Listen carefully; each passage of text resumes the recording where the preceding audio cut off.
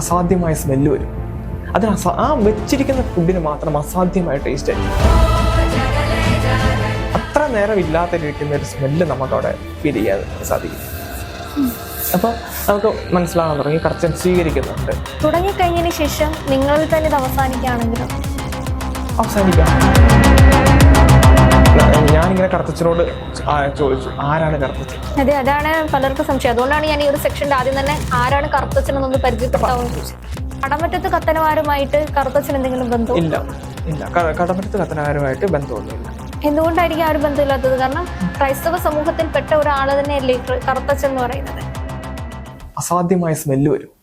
അതിന് ആ വെച്ചിരിക്കുന്ന ഫുഡിന് മാത്രം അസാധ്യമായ ടേസ്റ്റ് ആയിരിക്കും. ആ മദ്യം എടുത്ത് രുചിച്ച് നോക്കിക്കഴിഞ്ഞാൽ അസാധ്യമായിട്ട് നമ്മുടെ തലയ്ക്ക് പിടിക്കും. എന്താണെന്നറിയില്ല. ഈ വെച്ചിരിക്കുന്ന ഫുഡിന് മാത്രമേ ഉള്ളൂ. ആ ഒരു പ്രത്യേക ഒരു കാര്യങ്ങൾ ചെയ്തിട്ട് വേണം കേട്ടോ ഉപയോഗിക്കാൻ, എന്നാലേ കർത്തച്ചൻ സ്വീകരിക്കുള്ളൂ. അത് സ്വീകരിച്ചു കഴിഞ്ഞ് കഴിഞ്ഞാൽ കർത്തച്ചൻ സ്വീകരിച്ചു എന്ന് പറഞ്ഞു കഴിഞ്ഞാൽ ആ ഒരു നമ്മൾ ആ വീട്ടിൽ എവിടെ ഇരുന്നാലും ഇതിന്റെ സ്മെല്ല് അവിടെ വരും. അത്ര നേരം ഇല്ലാതിരിക്കുന്ന ഒരു സ്മെല്ല് നമുക്കവിടെ ഫീൽ ചെയ്യാൻ സാധിക്കും. അപ്പൊ നമുക്ക് മനസ്സിലാകാൻ തുടങ്ങി കർത്തച്ചൻ സ്വീകരിക്കുന്നുണ്ട്. അതിനുശേഷം കർത്തച്ചൻ ആദ്യമൊന്നും നമുക്ക് ഈ അടുത്ത് ഒരു 3-4 മാസം മുമ്പ് കാണിച്ച ഒരു ലക്ഷണം ഞാൻ ജസ്റ്റ് പറഞ്ഞുതരാം. നമ്മൾ ചോറ് വയ്ക്കുമ്പോൾ വീട്ടിൽ സാധാരണ ദിവസങ്ങളിൽ ചോറ് വയ്ക്കുമ്പോൾ 2 പേർക്ക് അല്ലെങ്കിൽ 3 പേർക്കുള്ള ഭക്ഷണമാണ് നമ്മൾ ചോറായിട്ട് വയ്ക്കുന്നത്. വിറകടുപ്പിലാണ് വയ്ക്കുന്നത്. അപ്പോൾ വെക്കുന്നതെന്ന് ചിന്തിക്കുക. അപ്പോൾ കർത്തച്ചന് പൂജയുള്ള ദിവസം ഒരാൾക്കുള്ള ചോറ് ബാക്കി വരാൻ തുടങ്ങി. നമ്മൾ അരി ഇട്ട് കഴിഞ്ഞ് ആ ഒരു ദിവസം മാത്രം ഒരാൾക്കുള്ള ചോറ് ബാക്കി വരും.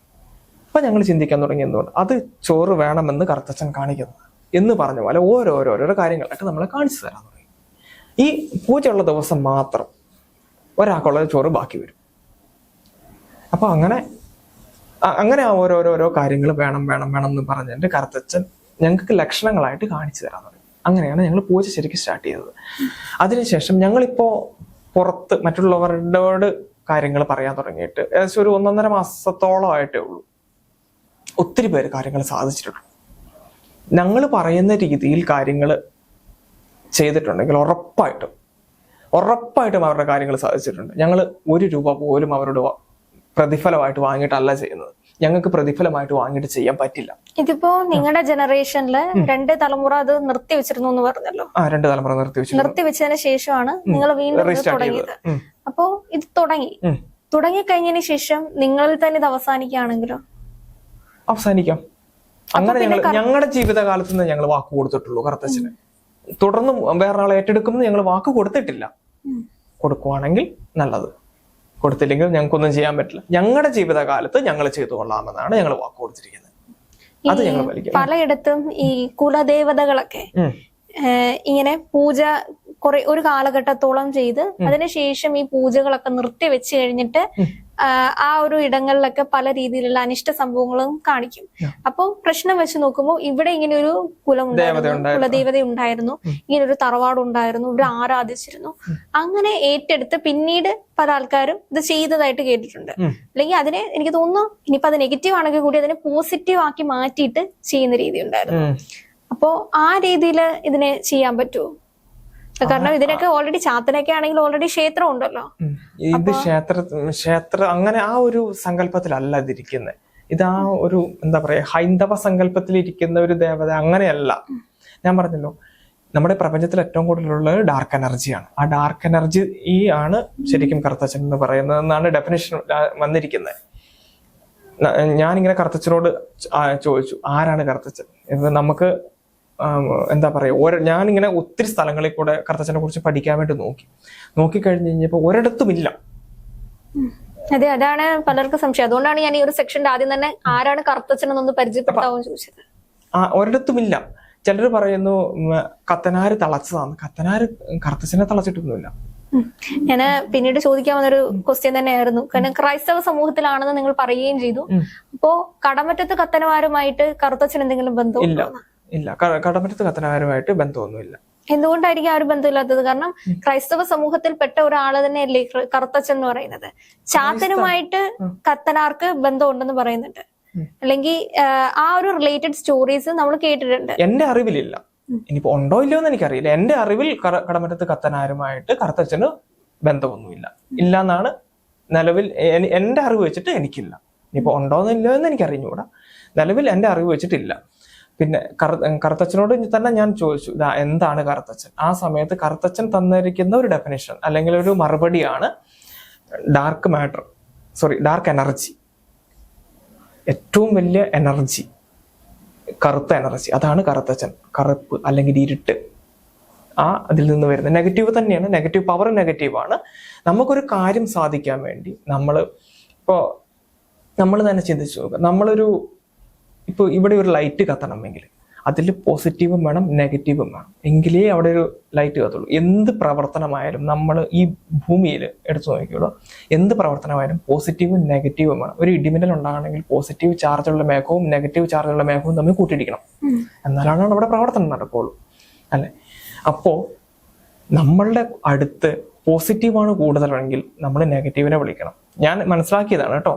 അതിൽ എന്തോരം വാസ്തവം ഉണ്ടെന്ന് പലർക്കും പല രീതിയിൽ മനസ്സിലാക്കാം, പലർക്കും പല രീതിയിൽ അഭിപ്രായങ്ങൾ ഉണ്ടാവാം. പക്ഷെ നമ്മുടെ അടുത്ത് കൂടുതൽ പോസിറ്റീവ് ആണെങ്കിൽ, നിങ്ങൾ പലപ്പോഴും കണ്ടിട്ടുണ്ടോ, നിങ്ങൾ ദൈവത്തെ വിളിക്കുന്നവരാണെങ്കിൽ, നിങ്ങൾ ദൈവത്തെ വിളിക്കുമ്പോൾ പലപ്പോഴും ഈ കാര്യങ്ങൾ ദൈവം നമുക്ക് കാര്യങ്ങൾ സാധിച്ചു തരും. പക്ഷെ ഈ കാര്യങ്ങൾ സാധിച്ചു തരുന്നതിന് മുമ്പ് ദൈവം നമ്മളെ ഒത്തിരി പരീക്ഷിക്കും, അല്ലേ? നമ്മളിപ്പോൾ ഒരു കാര്യം നടത്തണം എന്ന് ദൈവത്തോട് ചെന്ന് ആവശ്യപ്പെടുവാണെങ്കിൽ ദൈവം നമ്മളെ പരീക്ഷിച്ച് ലാസ്റ്റ് ദൈവം നമുക്ക് തരുള്ളൂ. പക്ഷെ കറുത്തച്ഛൻ അങ്ങനെയല്ല. ഒരു കാര്യം ആവശ്യപ്പെട്ട് കഴിഞ്ഞാൽ ഒരാഴ്ച അല്ലെങ്കിൽ 2 ആഴ്ച, മര്യാദയ്ക്ക് വിളിക്കുന്നെങ്കിൽ ഒരാഴ്ച അല്ലെങ്കിൽ 2 ആഴ്ചക്കുള്ള കാര്യം നടക്കും. നിർബന്ധിക്കാനും പറ്റില്ല,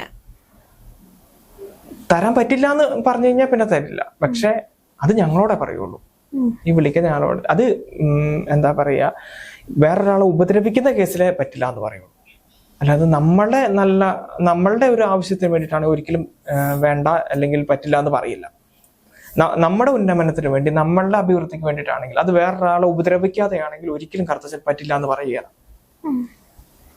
ഞങ്ങളൊരു വീഡിയോയിൽ ഇങ്ങനെ പറഞ്ഞിട്ടുണ്ടായിരുന്നു, അതായത് നമ്മൾ ദൈവത്തോട് പ്രാർത്ഥിക്കുമ്പോൾ, നമ്മളിപ്പോൾ പള്ളിയിലോ അമ്പലത്തിലോ ഒക്കെ പോയിരുന്ന് ദൈവത്തോട് പ്രാർത്ഥിക്കുക, എന്തുകൊണ്ടായിരിക്കും പല കാര്യങ്ങളും നടക്കാതെ പോകുന്നതെന്ന് നമുക്കറിയാം.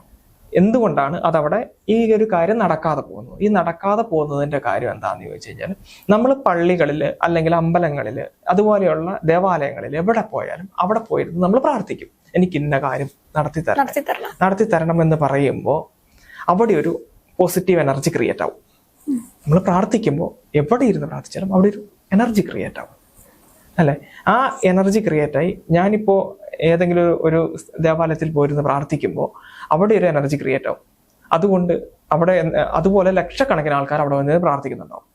അവിടെ ഫുൾ പോസിറ്റീവ് എനർജി ക്രിയേറ്റ് ആവും. ഈ ക്രിയേറ്റ് ആകുന്ന പോസിറ്റീവ് എനർജിയുടെ ഫലമായിട്ട് ഈ ദേവാലയത്തിന് അഭിവൃദ്ധി ഉണ്ടാവും. നിങ്ങൾ ശ്രദ്ധിച്ചിട്ടുണ്ടോ? എല്ലാ ദേവാലയങ്ങൾക്കും നല്ല കാശുണ്ട്, ശ്രദ്ധിച്ചിട്ടുണ്ടോ? അല്ലെ, നമ്മൾ കൊടുക്കുന്ന പൈസ അല്ലേ, നമ്മൾ കൊടുക്കുന്നതാണ്. എന്തോ ആവട്ടെ, എങ്ങനെയാട്ടെ, അവിടെ വരുന്നുണ്ടല്ലോ, അവിടെ ഇൻകം ഉണ്ട്. എന്തുകൊണ്ട് അത് നമുക്ക് കിട്ടുന്നില്ല? നമ്മൾ പ്രാർത്ഥിക്കുമ്പോൾ ദേവാലയത്തിൽ പോയി പ്രാർത്ഥിക്കുന്നതിനോടൊപ്പം നമ്മൾ നമ്മുടെ വീട്ടിലും കൂടി ഇരുന്ന് പ്രാർത്ഥിച്ചു നോക്കി, നമ്മുടെ വീട്ടിൽ ആ പോസിറ്റീവ് എനർജി ക്രിയേറ്റ് ആവും. നമ്മൾ പ്രാർത്ഥിക്കുമ്പോൾ, നമ്മുടെ വീട്ടിലും കൂടി ഇരുന്ന് പ്രാർത്ഥിക്കുമ്പോൾ നമ്മുടെ വീട്ടിലും നമ്മുടെ വീട്ടിലുള്ളവരിലോട്ടും ആ പോസിറ്റീവ് എനർജി ക്രിയേറ്റ് ആവും. ആ പോസിറ്റീവ് എനർജി ക്രിയേറ്റ് ആകുമ്പോൾ ആ പോസിറ്റീവ് എനർജി നമ്മുടെ വീട്ടിലുണ്ടാവും. ദേവാലയത്തിൽ പോയി പ്രാർത്ഥിക്കേണ്ടതല്ല, അതിനോടൊപ്പം. കാരണം ആ ബിംബത്തിൽ നിന്ന് അല്ലെങ്കിൽ ആ ദേവാലയത്തിൽ നിന്ന് കിട്ടുന്ന ആ ചൈതന്യം നമ്മുടെ ഉള്ളിൽ വരും. അത് നമ്മൾ നമ്മുടെ വീട്ടിലും കൂടി ഇരുന്ന് പ്രാർത്ഥിച്ചു നോക്കി, അപ്പോൾ നമ്മളുടെ കാര്യങ്ങൾ നമ്മുടെ വീട്ടിൽ നടക്കാൻ തുടങ്ങും. നമ്മൾ അവിടെ പോയി എന്തെങ്കിലും പ്രാർത്ഥിക്കുമ്പോൾ അവിടെയാണ് ആ പോസിറ്റീവ് എനർജി ക്രിയേറ്റ് ആവുന്നത്. ആ പോസിറ്റീവ് എനർജി അവിടെ വെച്ചിട്ടാണ് നമ്മൾ തിരിച്ചേക്ക് പോരുന്നത്. നമ്മൾ നമ്മുടെ വീട്ടിലിരുന്ന് പ്രാർത്ഥിച്ചു നോക്കി, നമ്മുടെ കാര്യങ്ങൾ വീട്ടിൽ നടക്കും. പക്ഷെ ദൈവം ഒരു കാര്യം തരുമ്പോൾ നമ്മളെ ഒത്തിരി പരീക്ഷിച്ചതിന് ശേഷമേ ദൈവം തരുള്ളൂ. അതുകൊണ്ടാണ് ഞങ്ങൾ വിളിക്കുന്നവരോട് പറയുന്നത്, നിങ്ങൾ കറുത്തച്ഛനെ വിളിക്കുമ്പോൾ നിങ്ങളുടെ വീട്ടിലിരുന്ന് വിളിക്കണം. നിങ്ങളുടെ വീട്ടിലിരുന്ന് നിങ്ങൾ കാലുകൾ നമ്മൾ നേരത്തെ പറഞ്ഞ രീതിയിൽ ഇരുന്ന് തന്നെ വിളിക്കണം. അങ്ങനെ വിളിച്ചു കഴിഞ്ഞ് കഴിഞ്ഞാൽ ആ എനർജി നമ്മളുടെ വീട്ടിൽ ക്രിയേറ്റ് ആവും. അതിനുശേഷം അവിടെ പ്രവർത്തനങ്ങൾ തുടങ്ങും. ഉറപ്പായിട്ടും 1 ആഴ്ച അല്ലെങ്കിൽ 2 ആഴ്ചക്കുള്ളിൽ ഫലം കണ്ടു തുടങ്ങും. ഇപ്പം ബിസിനസ്സൊക്കെ ആണെങ്കിൽ നമുക്ക്, അല്ലെങ്കിൽ സാമ്പത്തിക എന്തെങ്കിലും പ്രശ്നങ്ങളൊക്കെ ആണെങ്കിൽ പതിയെ ഒറ്റയടിക്ക് നമുക്ക് സാമ്പത്തിക ലോട്ടറി അടിച്ച് അങ്ങനെ വരില്ല.